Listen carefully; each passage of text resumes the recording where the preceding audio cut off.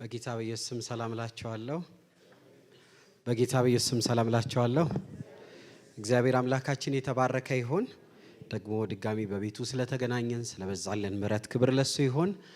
የጀመርነውን የሰባቱን ቤተክርስቲያናት ጥናት ደግሞ ዛሬ እንቀጥላለን። ዛሬ ሶስተኛው ቤተክርስቲያን ላይ ደርሰናል። ጴርጋሞን ቸርች ላይ ደርሰናል። ለእግዚአብሔር ቃል ክብር ምንችል ካለን ቆምና ዮሐንስ ራእይ ምዕራፍ 2 ቁጥር 12 እስከ 17 ያለውን እናነባለን። ዮሐንስ ራእይ ምዕራፍ 2 ቁጥር 12 እስከ 17 የጌታ ቃል እንዲህ ይነበባል። በጴርጋሞን ወዳለው ወደ ቤተክርስቲያን መልአክ እንዲህ ብለህ ጻፍ።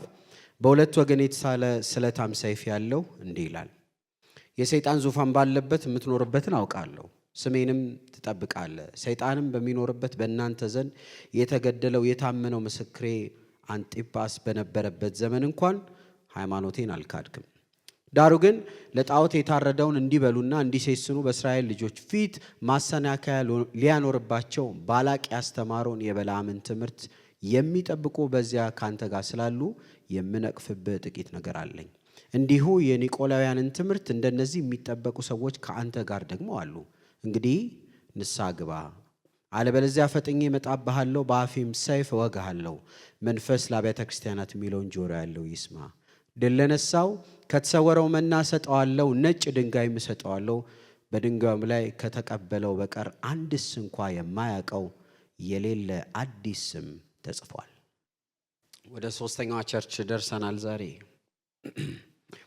ኤፌሶን የቀድሞውን ፍቅር የጣለች ሰርምኔስ በመከራ ውስጥ ያበበች፣ ጴርጋሞን ምን እንበላት ምታመቻምች ቸርች። እንደዚህ መለያ ታርጋ ነገር ብንሰጣቸው ኢዝሊ ለማስታወስ በጣም ይረዳናል። ኤፌሶን የቀድሞውን ፍቅር የጣለች፣ ሰርምኔስ በመከራ ውስጥ ያበበች፣ ጴርጋሞን የምታመቻምች ቸርች።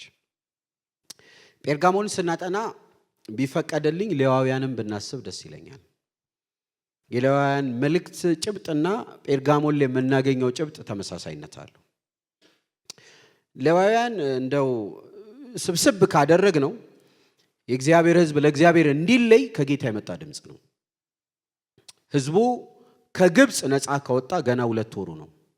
በሲና ተራራ ጌታ ሰብስቦ ሕግና ስርዓት ሰጣቸው። ጆሮ ስጡኝ። እውነተኛ ነፃነት ነፃ መሆን ሳይሆን በስርዓት መሄድ ነው። በ10 ድንቅ ታምር ሕዝቡን ነፃ ወጣ። ከ400 ጨለማ ዘመን 400 ጨለማ ዘመን ማለት 4 ትውልድ ማለት ነው። አንድ ትውልድ 100 ዓመት ቢሆን 4 ትውልድ የኔን 4 ቢቆጥሩ አባት፣ አያት፣ ቅድማያት፣ ቅማያት ድረስ ነፃ ወጥተው አያውቁም። ነፃነት የሚባል ቃል ሰምተው አያውቁም። የረፍት ቀን የሚባል አያውቁም።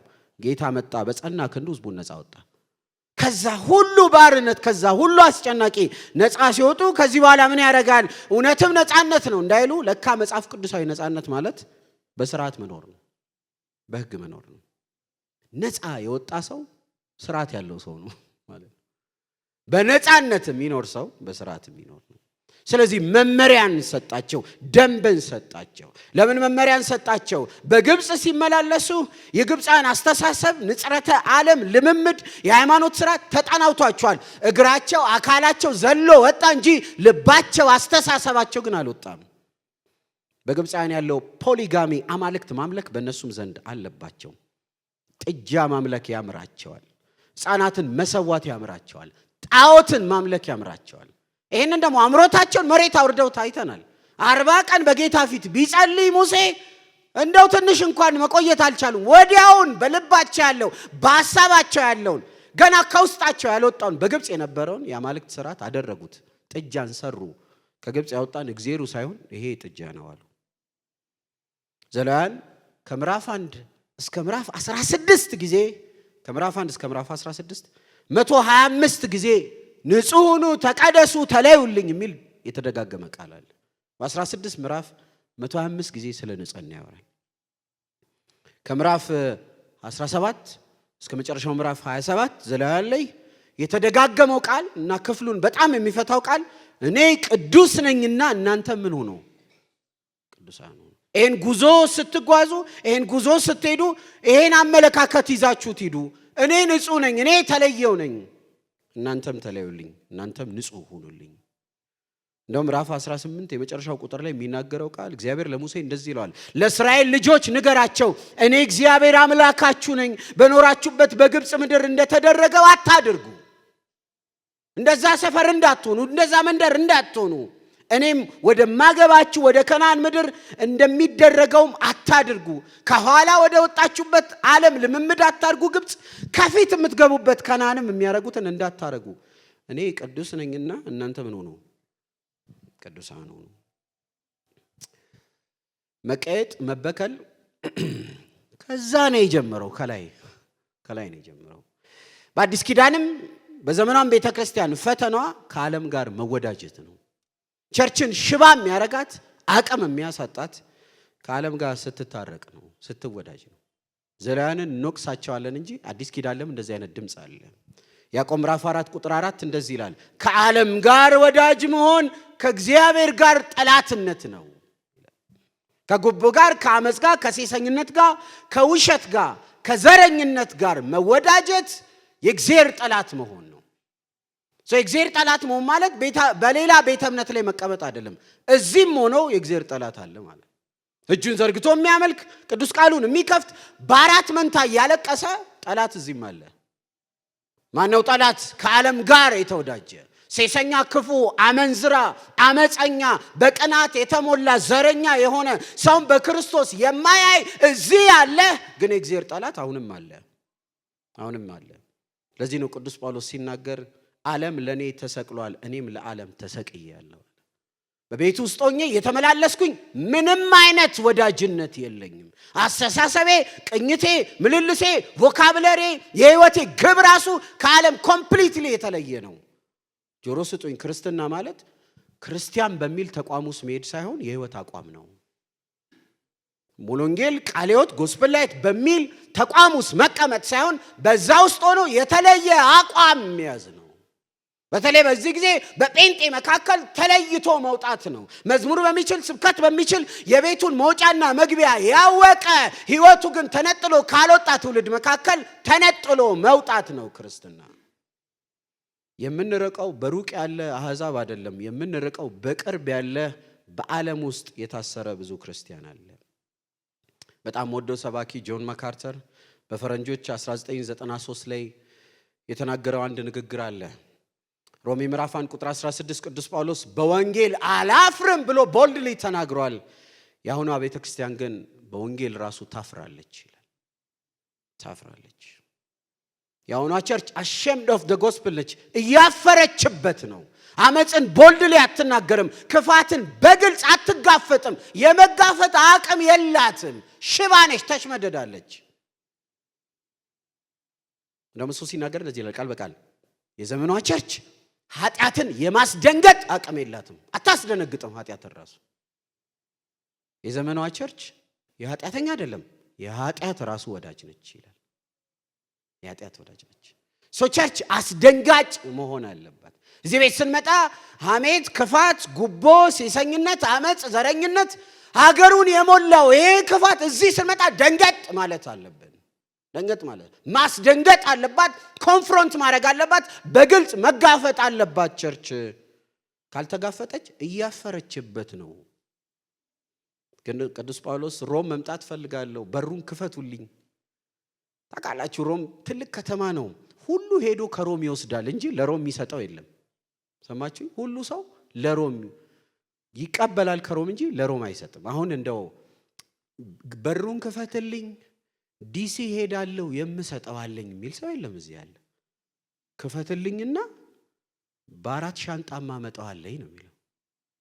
በሩን ክፈትልኝ ዱባይ ልሂድ የምሰጠው አለኝ አይባልም። ክፈትልኝና የማመጣው አለኝ ነው። ቅዱስ ጳውሎስ ክፈቱልኝ በሩን ሮም መምጣት ፈልጋለሁ፣ ለምን ከምትሰጡኝ በላይ የምሰጣችሁ አለኝ ነው የሚለው። I have something to give you እሰጣችኋለሁ። እና ሰውነቱም ጎበጥ ያለ ነው፣ እግሩም ሸፈፍ ያለ ነው፣ ራሱም ራሰ በረሃ ነው ይላሉ ፊዚካሊ። እና እዛ መጣ አንተ ፊዚዮቴራፒ አድርገህ ጉልበትን ቀና ልታረግ ነው? እንደ ዘመኑ ሰው ጸጉር ልታስተክል ምን ልትወስድ ነው ከሮም ሲባል እኔ ምንም ከሮም ወስደው ነገር የለም፣ ከመወስደው በላይ ምሰጠዋለኝ። ምን አለ? በወንጌል አላፍርም። ኢየሱስ ጌታ። ጸጋ ይብዛልን። የማይቀየጥ ያልተደባለቀ አቋም ያለው ትውልድ ከዚህ ቤት ይወለድ። ጴርጋሞን ውስጥ ያለው ድምፅ ይሄ ነው። ለመግቢያ ካነሳን ወደ ጴርጋሞን እንሂድ። የምታመቻመች ቸርች ነች። ዛሬ ጌታ የሚሞግተን በዚህ ነው። በትንሹ እስያ ውስጥ ያለች ቤተክርስቲያን ነች። አሁን ተርኪዬ ወይ ቱርክ ሀገር ነው። ባለፈው እንዳልኳችሁ ነው። ይህን ትምህርት ስንማር ቱርክ በሄድኩ ያስብላል። ከተማዋ የተገነባችው 1000 ጫማ ከፍታ ላይ ነው። ስለዚህ የነገስታት ከተማ ነች። በጣም የተወደደች ታላቅ ከተማ ነች እና በእስያ አካባቢም እንደውም የሮም አገዛዝ በስፋት የሚቀመጡባት መሪዎች የሚቀመጡባት ከተማ ነች። እንደምታውቁት ይህን ጥናት ስናጠና ከተማውን ሁኔታውን ማወቅ ክፍሉን ለመረዳት በጣም እንደሚጠቅመን ከዚህ በፊት ተረድተናል። ከተማው እንዴት ነበር? ምን ነበር እዛ ያለው ባህላዊና ከተማዊ ሁኔታ ላንሳላችሁ። አንደኛ በዛ ጊዜ በጣም የሚታወቅ አንድ ትልቅ ላይብረሪ አለ። ከአሌክሳንድሪያ ከግብጽ ቀጥሎ ትልቁ ላይብረሪ ያለው ጴርጋሞን ነው። ከ200,000 በላይ ጥቅልል መጽሐፍ እዛ አለ እና አንዳንዶች ጴርጋሞን ራሱ ማለት ጥቅልል መጽሐፍ ነው ይላሉ። እና የእውቀት ከተማ ነው፣ የንባብ ከተማ ነው፣ የሐሳብ ከተማ ነው። በኋላ እንመጣለን። እንደው ያላችሁት የሰይጣን ዙፋን ባለበት ነው ይላቸዋል። ከተማ የምትታወቀው ትልቅ ላይብረሪ ያላት እንዳልኳችሁ 200,000 መጽሐፍ ያለበት ከአሌክሳንድሪያ ቀጥሎ በዓለም ላይ ትልቁ የእውቀት ከተማ ነው። በቆዳ ላይ የሚጻፍበትን ራሱ ብራና ለመጀመሪያ ጊዜ የሰሩት እነሱ ናቸው። ያ ብቻ ሳይሆን የእውቀት ከተማ ብቻ ሳይሆን ደግሞ የጣዖትም ከተማ ነች። ብዙ ጣዖቶች የሚመለኩባት ከተማ ነች። አንደኛው ጣዖት አስቀላጲስ የሚባል ጣዖት ነው። የጣዖቱ ስም ምንድነው? የፈውስ አምላክ የሚባል ነው እና ጣዖቱን የሚያመልኩ ሰዎች የሚጠቀሙት ምልክት ደግሞ የእባብ ምልክት ነው። በዛ ቤተ ጣዖት ውስጥ መጥተው የሚያመልኩ ሰዎች የማይናደፉ ብዙ እባቦች መሬት ላይ እየተደረጉ ሰዎች እየተንከባለሉ በእባቦቹ እየተዳሰሱ ፈውስን ለማግኘት ጣዖት የሚያመልኩባት ትልቅ የጣዖትም ከተማ ነች። ሌላው ደግሞ ለመጀመሪያ ጊዜ ሮም በጣም ብዙ ግዛት ነው ያለው። በሮም ግዛት ውስጥ ለሮም ገዢዎች ለቄሳሮች ትልቅ ቤተ መቅደስ ገንብተው ቄሳር ጌታ ነው፣ ቄሳር ጌታ ነው እያሉ በየዓመቱ ህዝቡ ተሰብስቦ በቤተ መቅደስ ቄሳር የሚመለክባት ከተማ ጴርጋሞን ነች። ቀላል ከተማ አይደለችም። ለዚህ ነው ስናነብ አንድ ስም አንብበናል። ቁጥር 13 ላይ በእናንተ ዘንድ የተገደለው የታመነው ምስክሬ አንጢጳስ በነበረበት ዘመን እንኳን ሃይማኖቴን አልካድክም ይላል እና በዚህ ቄሳር ጌታ ነው በሚባልባት ከተማ ውስጥ አንጢጳስ የሚባለው ብዙዎች እንደሚያምኑት የጴርጋሞን ቤተክርስቲያን መጋቢ የተገደለውም በዚች ከተማ ነው። ስለ ከተማ ስለ ሁኔታ እንዲህ ካነሳን ከዚህ በኋላ ቁጥር በቁጥር እየሄድን ለማንበብ እንሞክር። ይሄንን ለመፍታት እንሞክር። ቁጥር 12 በጴርጋሞን ወዳለው ወደ ቤተክርስቲያን መልእክተኛ፣ ሰባኪ፣ ተናጋሪ እንዲህ ብለህ ጻፍ፣ በሁለት ወገን የተሳለ ስለታም ሰይፍ ያለው እንዲህ ይላል። እንደምታውቁት እያንዳንዱ ቤተክርስቲያን ላይ ጌታችን ራሱን የሚያስተዋውቅበት መልኩ ይለያል። እዛው ስር ነው መልእክቱ ያለው ብለናል። ለኤፌሶን በ7 የወርቅ መቅረዞች መካከል የሚሄደው ብሎ ነው ራሱን ያስተዋወቀው፣ የሚቆጣጠረው፣ የሚለካው። ሰርምኔስ መከራን ለምትበላ ለጌታ ለታመነችው ብዙ ለሚሞትባት ቤተክርስቲያን ደግሞ ሞቶ የነበረው ሕያው የሆነው ፊተኛው መጨረሻው እንዲህ ይላል አላት። ለምታመቻመቸዋ ቤተክርስቲያን ግን ራሱን ሲያስተዋውቅ እንደዚህ ይላል፣ በሁለት ወገን የተሳለ ስለታም ሰይፍ ያለው እንዲህ ይላል። ምን ማለት ነው? በሁለት ወገን የተሳለ ስለታም ሰይፍ ያለው አንደኛ በኃይል የሚፈርደው እንዲህ ይላል ማለት ነው። ከዚህ በኋላ ለሚመጣው መልእክት እንደናንተ ማመቻመቸው ባለ ምህረቱ፣ ባለ ቸሩ፣ ባለ ይቅርታው ግን ሌላም ገጽታ ያለው በኃይልም ደግሞ የሚፈርድ አምላክ ነው። ጌታ መሐሪ ነው። ጌታ ቸር ነው። ስለ እግዚአብሔር ግን ሙሉ እይታ ሊኖረን ያስፈልጋል። ቸሩ ሩሩህ መሐሪ የሆነ እግዚአብሔር ደግሞ በኃይል ይፈርዳል። በሁለት በኩል የተሳለ ስለታም ሰይፍ አለው። የማይለየውን እየለየ መፍረድ ይችላል። በጥልቀት መመርመር ይችላል። በሁለት ወገን የተሳለ ስለታም ሰይፍ አለው ምን ማለት ነው? ሁሉን የሚያይ ሁሉን የሚመለከት የማይከፈለውን ከፍሎ ለፍርድ የሚያቀርብ ኃያልና ብርቱ የሆነው እንዲህ ይላል። ስለ እግዚአብሔር ሙሉ ፒክቸር ሊኖረን ያስፈልጋል። መሐሪ ነው፣ አዎ። ይቅር ባይ ነው፣ አዎ። ፈራጅም ነው፣ ዳኛም ነው፣ የሚቀጣም ነው። ጴጥሮስን በምናብ ልውሰዳችሁ። ጴጥሮስ በካደ እንደ ወራትም ባልሞላበት ጊዜ ውስጥ ጌታ የእንደገና አምላክ በክብር አቆመው። ቆሞ በሚሰብክበት በዛው ቦታ ላይ 3000 ሰው ዳነ። ምዕራፍ 3 ላይ ሽባውን ሰውዬ ያስነሳ። ምዕራፍ 5 ግን እግዚአብሔር ሲቀጣ ሐናና ሰጲራን። ምዕራፍ 2 ላይ ከስብከት እንደወረደ ጴጥሮስ እግዚአብሔር ማን ነው ላንተ ብትሉት እሱ መሐሪ ነው፣ እሱ ቸር ነው፣ ትላንት ክጄው ሊል ይችላል። ምዕራፍ 3 ላይ ሽባ አስነስቶ ኧረ እሱ መሐሪ ነው፣ እሱ ቸር ነው፣ ይቅር ብሎኝ ይሄው በእኔ አልፎ ሰው ፈወሰ ይላል። ምዕራፍ 5 ሐናና ሰጲራ እንደተቀጡ ወጣችሁ ጴጥሮስን ብትጠይቁት ግን እንደ ምዕራፍ 2 እና 3 እየተንሰቀሰቀ መሐሪ ነው ቸር ነው አይልም። ያስፈራል ይላል። ኧረ ያስፈራል፣ ኧረ ይፈርዳል። ስለ እግዚአብሔር ሙሉ መልክ ይኑረን፣ ስለ እግዚአብሔር ሙሉ እይታ ይኑረን። መሐሪ ነው፣ ቸር ነው፣ ታጋሽ ነው። አይዶን ባለፈው ካልኩ አላቅም። ብዙ የተጠራቀመ ምህረት ሲገለበጥ ፍርድ ነው። ስለዚህ ጴርጋሞን የሚላት ፈራጁ እንዲህ ይላል፣ ዳኛው እንዲህ ይላል፣ የሚመጣው ኃይለኛው እንዲህ ይላል። የተወደዳችሁ ስለ እግዚአብሔር ሙሉ እይታ ይኖራችሁ። እግዚአብሔር ፈራጅ ነው። ስለ ቸርቿ ምን አለ? አንደኛ ለምጽፉ አመስግኖ ይጀምራል።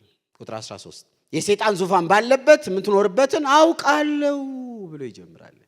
በጣም ወደው ቃል አውቃለሁ የሚለው ነው። ጌታ የምናልፍበትን ነገር ሁሉ ያውቃል። አንደኛ የሰይጣን ዙፋን ባለበት እንደምትኖሩ አውቃለሁ። ለምን የሰይጣን ዙፋን አለ? አንደኛ ትልቅ የእውቀት ከተማ ነው።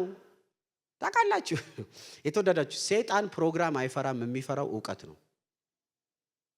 ስለ ኢየሱስ እንዲበራልን አይፈልግም፣ ግን የተተረማመሰ ፕሮግራም እንድናደርግ ይፈልጋል። መዝሙራችን ትርምስምስ፣ ስብከታችን ትርምስምስ፣ ሰው ፎከስ የሆነ ሳይኮሎጂ የሆነ ፍልስፍና የሆነ ኃጢአትን የማይገልጥ ክርስቶስን የማያሳይ ወደ ጽድቅ የማይመራ ኢየሱስን እንድንመስል የሚረዱን ትምህርቶች እንዲገለጡ አይፈልግም። ስለዚህ ሰይጣን ፕሮግራም አይረብሸውም፣ መረዳት ግን ይረብሸዋል። በደም ስሙኝ የተወደዳችሁ፣ የህይወታችን አቅም ያለው የዘመርነው ልክ ሳይሆን የገባን ልክ ላይ ነው። ጠንካራ ሰው ቸርች የማይቀር አይደለም፣ መረዳቱ የበዛ ነው። ተሰሎንቄ 3 ሳምንት አንዳንዶቹ 3 ወር የቆየች ቸርች ነች ይላሉ። ስለ ቸርቿ ምን ተጻፈ? ስለ ንጥቀት ተጻፈ። አየር ላይ ጌታን ስለ መቀበል ተጻፈ። አስደናቂ መገለጦችን ጻፈላቸው። ለ3 ሳምንት ወይ ለ3 ወር ቸርች እንዲህን ትልልቅ ነገር ለምን ትናገራለህ? አይ ትልልቅ መገለጥ ያለው እኮ በቆይታ ሳይሆን በመሰጠት ነው። የሰይጣን ዙፋን ባለበት ነው ያላችሁት። ለምን? ትልልቅ ዕውቀቶች እግዚአብሔርን ዕውቀት ማጨለም የሚፈልጉ፣ እግዚአብሔርን ዕውቀት ማዳከም የሚፈልጉ፣ እግዚአብሔርን ዕውቀት መዋጥ የሚፈልጉ ትምህርቶች ባሉበት እንዳላችሁ አውቃለሁ። ሁለተኛ የባቡ መቅደስ ባለበት ውስጥ እንደምታመልኩኝ አውቃለሁ። ሰው ሁሉ በዛ ቤተ መቅደስ ይሄዳል፣ እርቃኑን ይገባል፣ በባብ እየታሸ እየተነካካ ልፈውስ ይላል። በዛ መካከል እንደምትከተሉኝ አውቃለሁ። በተለይ ሶስተኛው ጠንካራው ግን ሮም ከሚገዛቸው ብዙ ግዛቶች ውስጥ የመጀመሪያ ጴርጋሞን ነች። ቤተ መቅደስ ሰርታ እየሰገደች ቄሳር ንጉሥ ነው ያለችው። በዛ መካከል ጸንታችሁ እንዳላችሁ አውቃለሁ። ጌታ የምናልፍበትን ቀጭን መንገድ ያውቃል። ምን ያውቃል ጌታ? አማኞች ስለ ክርስቶስ ብለው የከፈሉትን ዋጋ በጥልቀት ጌታ ያውቃል። ስለዚህ የተወደዳችሁ በቢሮ በሰፈር በድር መካከል በጨዋታ መካከል ለጽድቅ ብላችሁ ስትወግኑ፣ ከአመት ስትለዩ፣ ከሐሜት ስትለዩ፣ ከክፋት ስትለዩ፣ ከጉቦ ስትለዩ፣ እግዚአብሔር መስላችሁ ነጥራችሁ ስትሄዱ ቆጣሪው ከላይ ነው። ጌታ ሁሉን ያውቃል። ምስጋናው ይቀጥላል። ሁለተኛ አልካድክም ይላል። የሰይጣን ዙፋን ባለበት የምትኖረውን አውቃለሁ ይልና ስሜን ትጠብቃለህ ይላል። ሁለተኛ ስሙን ጠብቀዋል። በጥልቀት ገብተን ካየነው ምን ማለት ነው? ሳውንድ ዶክትሪን አላችሁ ማለት ነው። ጠንቀቅ ያለ ስርዓት ያለው አስተምሮ ታስተምራላችሁ። ስለ ክርስቶስ ኢየሱስ በጥልቀት ታውቃላችሁ፣ ስለ ስሙም ትኖራላችሁ። ጠንካራ ቸርች ማለት ትልልቅ ልምምድ ያላት ሳይሆን ጠንካራ አስተምሮ ያላት ነች። ይሰማል? ሳውንድ ዶክትሪን ያላት ነች። በየሳምንቱ እያሰለፈች አጋንንት የምታስወጣ ቸርች አይደለችም። ጠንካራ የጥንካሬ ልኬታሱም አይደለም። እሱን ያጣጣልኩኝ አይደለም። ጠንካራ ቸርች ማነች? ሳውንድ ጤነኛ አስተምሮ ያላት፣ ትውልዷን በክርስቶስ ኢየሱስ ዕውቀት በሁለት እግሩ እንዲቆም የምታደርግ፣ ስለ እግዚአብሔር ቃል ጠንቅቃ የምታውቅ፣ ስለ መንግስቱ ጠንቅቃ የምታውቅ፣ ትውልዷን ደቀ መዝሙር ያደረገች እሷ ነች። ጠንካራ ቸርች ጴርጋሞን አውቃለሁ ስሜን እንደጠበቃችሁ ጠንካራ አስተምሮ ነው ያላችሁ። ለዚህ ነው ፓስተራቸው አንጢጳስ የታመነው የጌታ ምስክር ጌታም ይመሰክረለት የታሪክ ማህደር እንደሚነግረን በነሐስ የተሰራ የበሬ ቅርጽ ባለው በዛ ስር ከተውት እላዩ ላይ እሳት ለኩሰው ጠብሰው ነው በአደባባይ የገደሉት መጋቢያቸው ትልልቅ ልምምድ ብቻ አይደለም ሳውንድ ዶክትሪን መሰረታዊ አስተምሮ የሚያውቅ ለጌታም የታመነ በአደባባይ ሰማዕት ሆኖ የሄደ ጠንካራ ቤተክርስቲያን ነች። ጆሮ ስጡኝ የተወደዳችሁ። ጠንካራ ትውልድ ከፈለግን አስተምሯችንን እንቀይር፣ ስብከታችንን እንቀይር፣ ምልልሳችንን እንቀይር። አይውሽ በዚህ ቢቀጥል ሌላ ነገር ባይጨመር በጣም ደስ ይለኝ ነበር። ነገር ግን እንደዚህ ይላል የጌታ ቃል፣ ዳሩ ግን የምነቅፍብህ ነገር አለ ይላል። ዳሩ ግን የምነቅፍብህ ነገር አለ። እግዚአብሔር ከዚህ ይጠብቀን። ጮክ ብላችሁ አሜን በሉ። ቁጥር 14 ዳሩ ግን ብሎ ይጀምራል። ነቀፋ ይጀምርባቸዋል። አንደኛ የሚነቀፉት የበላምን ትምህርት ታግሳቸዋል ይላል። የበላምን ትምህርት ታግሳቸዋል። በላም ማለት የቃሉ ትርጉም ህዝብን የሚያጠፋ ወይ ደግሞ የህዝብ ጌታም የሚል ትርጉም አለው። ህዝብን የሚያጠፋ ማለት ነው። የበላም ትምህርት ምንድነው? ጊዜ ወስዳችሁ ማወቅ ከፈለጋችሁ ዘኍልቍ ምዕራፍ 25 ላይ ሄዳችሁ ማየት ይችላልላችሁ። እግዚአብሔር አምላክ ህዝቡን በምድረ በዳ ወደ ከነዓን እየመራ ሌሎች ነገስታቶች የእስራኤልን ህዝብ አመጣጥና አካሄድ እጅግ ስለፈሩ በላም እስራኤልን እንዲረግም የተቀጠረ እውነተኛ ነገር የሚናገር ግን እስራኤልን የማይወድ ነብይ ነው። ጆሮ ስጡኝ። በላም የሐሰተኛ ነብይ አይደለም። በላም ትንቢቱ መሬት የሚወድቅ አይደለም። እውነት ነው የሚናገረው ስለ እስራኤል። እውነት ነው የተነበየው ስለ እስራኤል። የበላም ትልቁ ችግር እስራኤልን አይወድም። ልክ በዚህ ጊዜ ያሉ ነቢያት አሉ። የሚናገሩት እውነት ነው፣ የሚያገለግሉትን ህዝብ ግን አይወዱትም።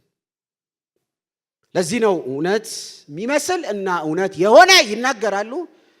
ከዛ ደግሞ መመለሻውን ገንዘብ፣ ቁሳቁስ፣ ምድራዊ ነገር ህዝቡን ይበዘብዛሉ።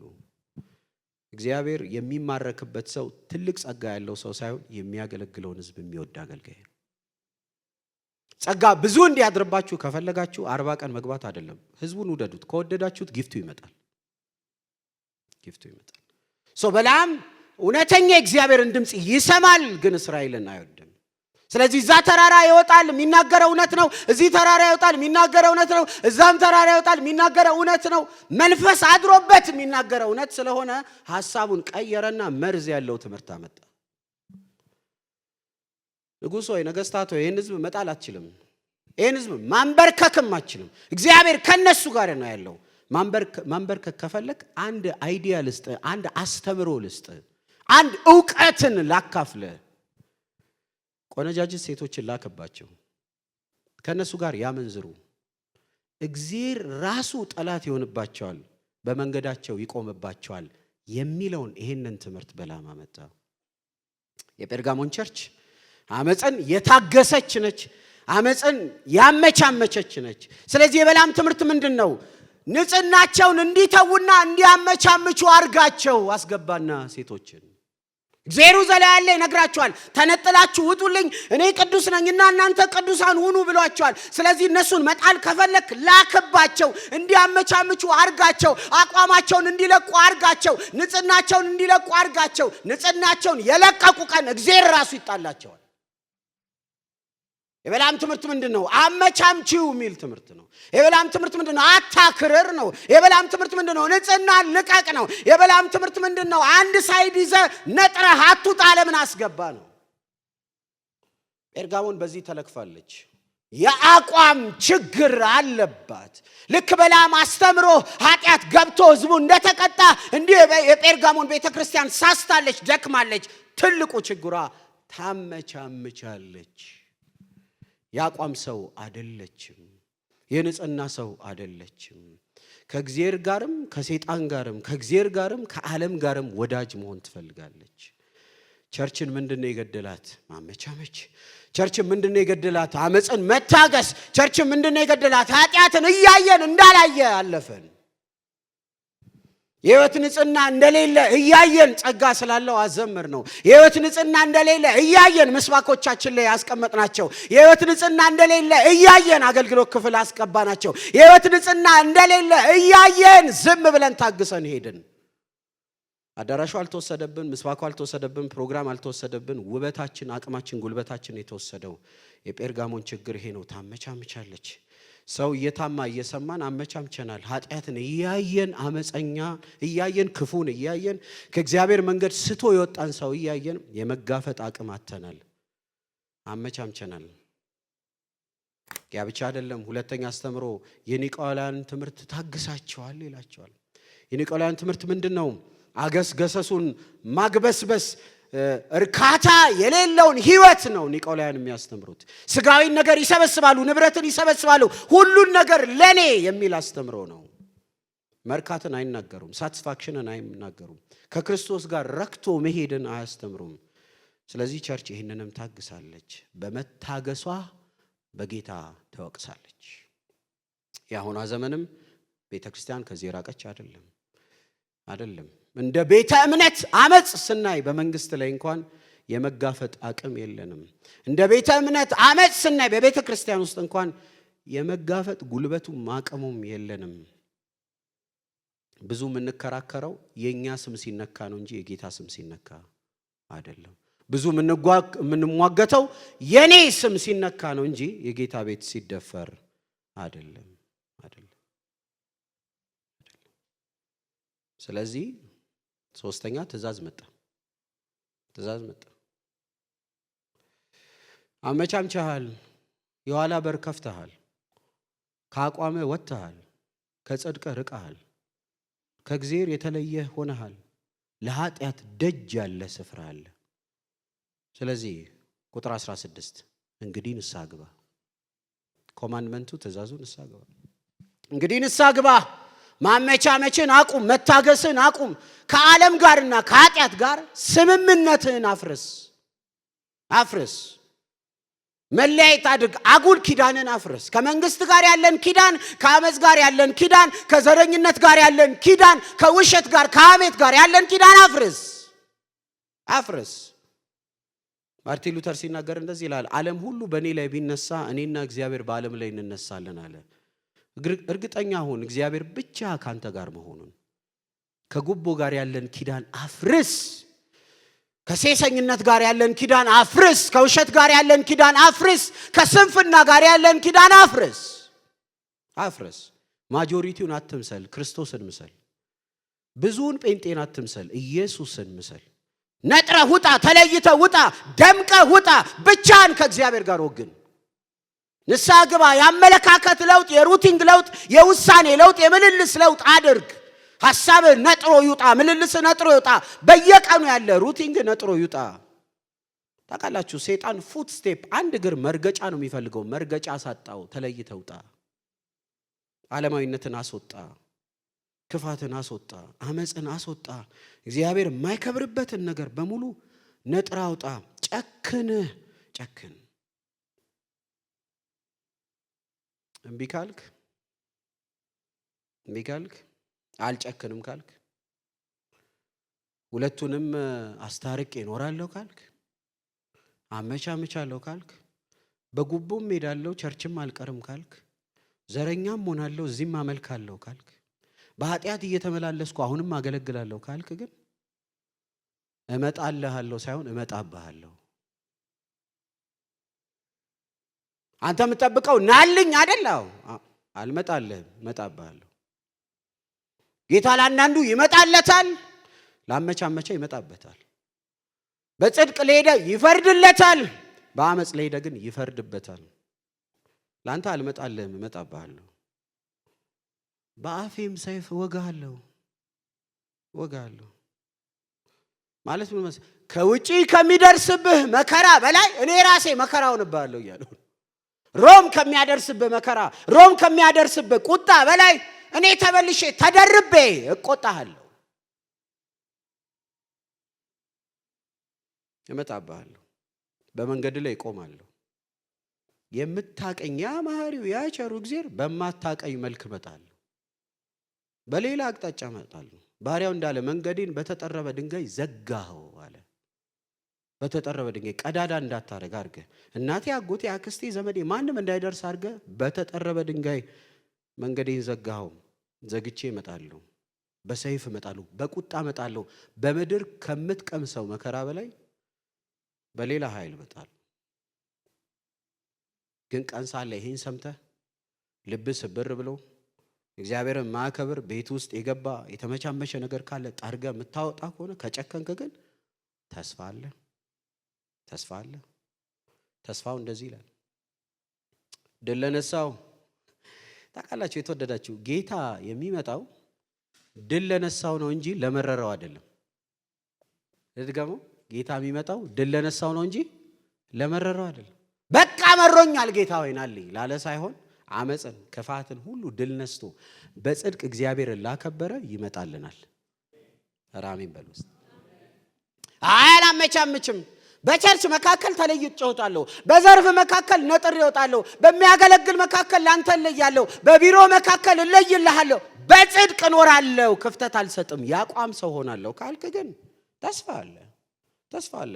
ድል ለነሳው ከተሰወረው መና ሰጠዋለሁ ይላል። አንድ ሶስት ተስፋ ያስቀምጣል። አንደኛ ለአቋም ሰው፣ ለጨከነ ሰው፣ ለማመቻምች ከእግዚአብሔር ጋር ለወገነ የተሰወረ መና አለ። መና አለ። ያ መና እናውቀዋለን።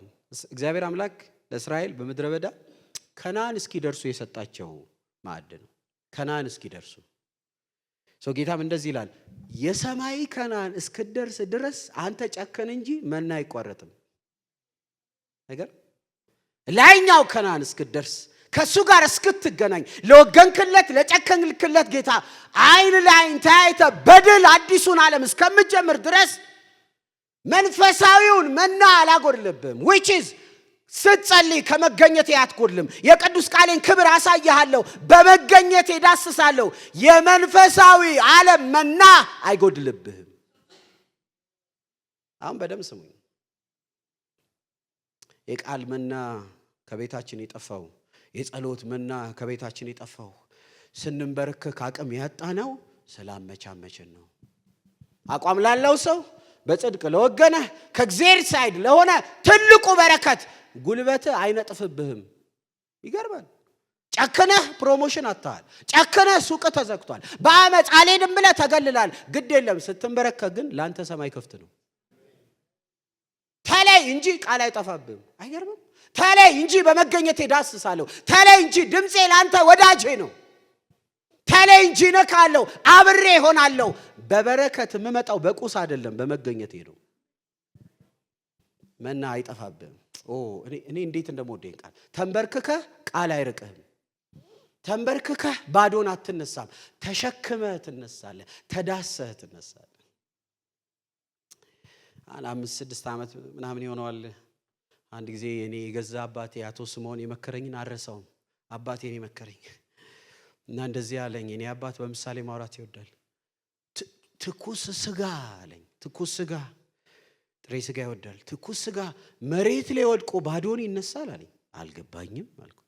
እንደው መሬት ላይ ስጋ ቢወድቅ እንዲሁ ዝም ብሎ ይነሳል አለኝ። አልገባኝም። እስቲ በደንብ አስበው። መሬት ላይ ስጋ ቢወድቅ ምን ይዞ እንደው አቧራው ምኑን ይዞ ይነሳል? በቃ ዝም ብለህ ውደቅ፣ ባዶ አትነሳም አለ። በቃ ይሄን ያለ ጨክን፣ ተለይ፣ ለጌታ ወስን፣ ማመቻመችን ተው፣ ማጆሪቲውን አትከተል፣ ጌታን ብቻ ተከተል። ሰማያዊ መና አይጎድልም። ከቃል አትርቅም፣ ከድምፅ አትርቅም፣ ከመገኘት አትርቅም። ኪስ ባዶ፣ ቤት መና ሊሆን ይችላል፣ ስጋ ላይ በሽታ ሊሆን ይችላል። ድምፁ ግን ወዳጅ ነው፣ መገኘቱ ወዳጅ ነው፣ ቃሉ ወዳጅ ነው። ከነዓን እስክደርስ ቃል አይጠፋብህም። መና አይጎድልም። በቤት ለልጆች ቃል ትሰጣለህ። ኧረ ኢየሱስ ጌታ ነው። እነ አብርሃም ለሁለት ሀገር የሚጠባቸው ናቸው እኮ ለሁለት። እኛ ኮንዶሚኒየም ላይ ለስንት እንኖራለን? ለሁለት ሀገር የሚጠባቸው የከብታቸው ብዛት፣ የወርቃቸው ብዛት፣ የንብረታቸው ብዛት እግዚአብሔር እንዴት እንደባረካቸው። ግን ልጆቻቸው የሚጋደሉት ለምድር ነገር አይደለም፣ ለቃል ነው። ይገርማል።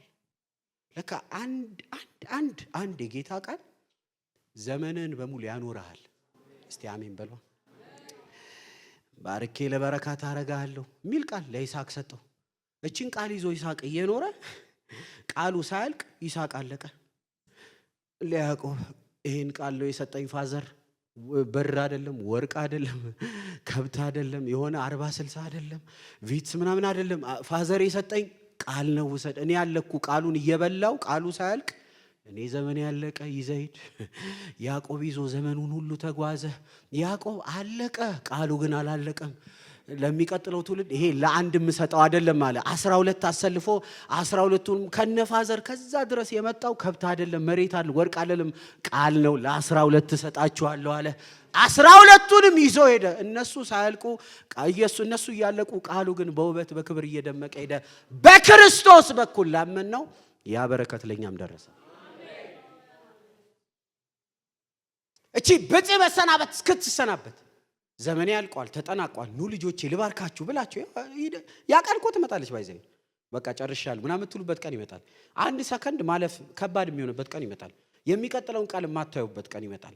ነገ እንገናኝ ተብሎ ማንገናኝበት ቀን ይመጣል። እስከዛን ቀን መጨረሻ ብለን እስከምንሄድ እሱ እስከሚመጣ መና አይጎድልም። አንተ ጨክን እንጂ ማለት ምን መሰለህ፣ በጣርህ ሰዓት በመጨረሻ ሰዓት ነፍስ እንኳን ስትወጣ በመገኘት ሆነ ትሄዳለህ።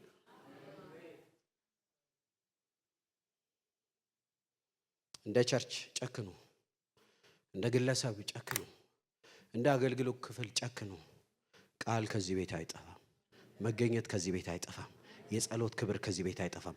ለሚጨክን ከእግዚአብሔር ጋር ለሚወግን በጴንጤ መካከል የተለየ ጴንጤ ለሚሆን መና አይጠፋበትም። ሁለተኛ ተስፋ ለያለሁ፣ ጨክናለሁ፣ ካንተ ጋር ሆናለሁ፣ አላመቻምችም ካልክ ሁለተኛ እንደዚህ ሚል ተስፋ ይሰጣል። ነጭ ድንጋይ ይሰጣለሁ፣ ነጭ ድንጋይ ይሰጣለሁ በድንጋዩም ላይ ብሎ ሶስተኛውን ያነሳል። ነጭ ድንጋይ ምን ማለት ነው? ሂስቶሪካሊ ትርጉም ይኖራል። በተለይ ውድድሮች ከተከናወኑ በኋላ በዛ ጊዜ ለአሸናፊዎች ነጭ ድንጋይ ይሰጣቸዋል። ይሄ ነጭ ድንጋይ ምንድነው? የውድድር ፕሮግራሙ ካለቀ በኋላ በጣም ትልቅ የራት ግብዣ ይዘጋጅላቸዋል። የራት ግብዣው ላይ ተገኝተው ሲገቡ በር ላይ የሚሰጡት ነጩን ድንጋይ ነው። አንተ ጨክን እንጂ፣ አንተ ተለይ እንጂ፣ አንተ ለኔ ወግን እንጂ ነጩን ድንጋይ እሰጥሃለሁ። እስከ ሰማያዊው ግብዣ ድረስ እጠራሃለሁ። ለዘላለም ከኔ ጋር በክብር ትኖራለህ። ያ ተወዳዳሪ አሸንፎ ሲጨርስ ነጩን ድንጋይ ሲይዝ እርግጠኛ ነው ለንጉሱ ግብዣ እንደሚገኝ፣ እርግጠኛ ነው በዛ በታላቁ ራት ላይ እንደሚገኝ። እኔም ነጩን ድንጋይ እሰጥሃለሁ። ለኔ ጨክን እንጂ ታላቁ ግብዣ ላይ ከኔ ጋር ለዘላለም ወደምትኖርበት ወደዛ ወደ ተከበረው ራት ወደ ታላቁ ራት እጠራሃለሁ። ለሚወግን ትርፉ እግዚአብሔር ነው። ይሰማል? ለሚወግን ትርፉ ምንድነው? እግዚአብሔር ነው። ጨክኛለሁና እንዲሆንልኛል፣ ጨክኛለሁና እንዲሳካልኛል አይደለም። ለጨከነ ትርፉ እግዚአብሔር ነው። ይሄ እኮ አይተናል እኮ በሌዊ ታሪክ 40 ቀን ገባ ሙሴ እግዚአብሔርን ሊጠይቅ። እታች ህዝቡ ወረደ፣ ሙሴም ሄዷል፣ እግዚአብሔርም የለም፣ ያወጣን ይሄ ጣዖት ነው ብለው መስከር ጀመሩ። ወረደ ሙሴ ተበሳጨ። ምን ይሻላል ሲባል የሚጨክን ለይ፣ የሚወስን ለይ። በማለ የሚጨክን በወንድሙ ላይ፣ በእህቱ ላይ፣ በእናቱ ላይ፣ በአባቱ ላይ ማተገኘ ሌዊ ተገኘ፣ ጨከነ። ከነዓን ሲደርሱ የውርስ ስነ ስርዓት ሲደረግ ሁሉም እየተጠራ ምድርን ወረሰ። ጋድ ከዛ ተራራ እስከዛ ወንዝ ያንተ ነው። ዘሎ ጋድ ሄደ። ንፍታሌማው ከዚህ ሸንተረር እስከዛ ሜዳ ያንተ ነው። ሁሉም ምድርን ኤክሳይትድ ሆኖ እየዘለለ ሄደ። ተጠርቶ ወሰደ። መጨረሻ ላይ የሌዊ ነገር ቀረ። ሌዊ ያው ላንተ ተራራ አይሰጥም እኮ፣ ላንተ ተራራ አንሰጥ፣ ላንተ መሬት አንሰጥ፣ ወንዝ ጫካ አይሰጥ። አንተ እኮ በእናት በአባት በወንድም ላይ ጨክነሃል። ላንተማ ምድር አይሰጥም። እግዚአብሔር ራሱ ርስት ይሆናል።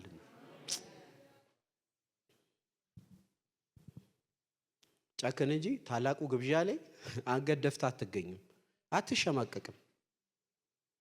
ሶስተኛ በጣም የሚደንቅ ኮንሰፕት እዚህ ጋር ያነሳል። ታላቁ ግብዣ ላይ ብቻ አይደለም ኢንቫይት ማደርጋችሁ ይላል። ከጨከናችሁ እንደዚህ የሚል ቃል አለ። በድንጋዩም ላይ ከተቀበለው በቀር አንድስ እንኳን የማያውቀው የሌለ አዲስ ስም ተጽፎበታል ይላል። አይገርም? አንተ ጨክን እንጂ ሶስተኛ አዲስ ስም እሰጥሃለሁ። ይሄ በጣም ይደንቅ ነው። አሁን የምንታወቅበት ስም አለን በምድር ሌዊ፣ እዚህ ጋር የምታውቁት የራሳችሁ ስም አለ። ሰማይ ስትሄድ አዲስ እኔ እማወጣልህ ስም አለ። በዛ ነው የምንታወቀው።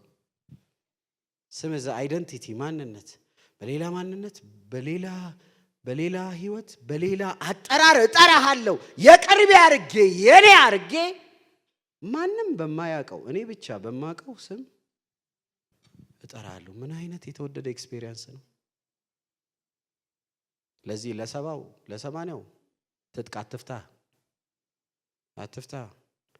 ከሳቅ ከደስታ ለማያልፈው ትጥቅ አትፍታ። በምድር ቁሳቁስ አትፍታ። ገንዘብ ሰብስበ ሰማይን አትዝጋ።